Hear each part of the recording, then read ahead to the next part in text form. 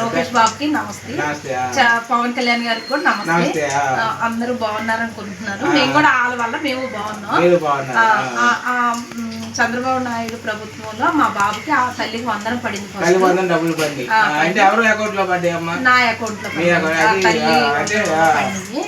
Account లో మీరు ఉండేది మంగళగిరే కదా? మంగళగిరే మూర్తి స్కూల్ చదువుతున్నాడు మా బాబు.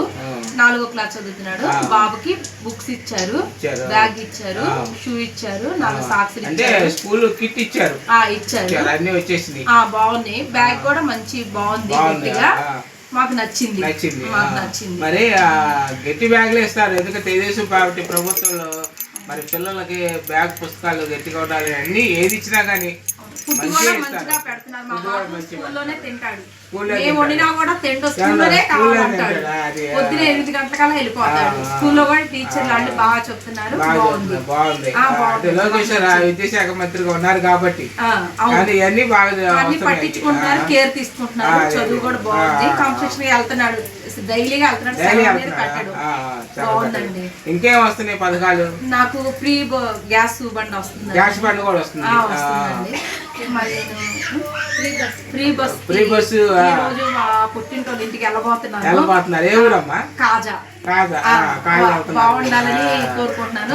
వీళ్ళ ఆనందం బాగా కనబడుతుంది. ఎందుకంటే స్త్రీశక్తి పథకం ఉచిత బస్సు ప్రయాణం ఇచ్చారు కదా, దానివల్ల మీరు వాళ్ళ మీ పుట్టింటికి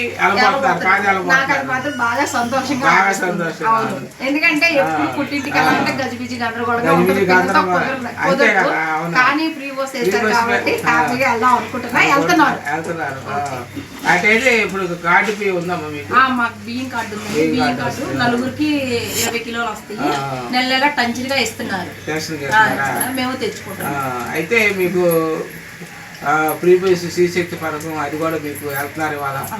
కాకపోతే బియ్యం కార్డు ప్రభుత్వం తరఫున బియ్యం పందాలు అవి వస్తున్నాయి. మరి ఫ్రీ గ్యాస్ కూడా వచ్చింది. అలాగే పిల్లలు కూడా తల్లికి వందనం డబ్బులు కూడా పడ్డాయి. మరి ఇన్ని సౌకర్యం మీకు అనిపిస్తుంది, మీకు ఆనందంగా ఉంది కదా? హ్యాపీగా ఉంది. అందుకనే మరి తెలుగుదేశం పార్టీ కూటమి ప్రభుత్వానికి మీరు ధన్యవాదాలు చెప్పాలి.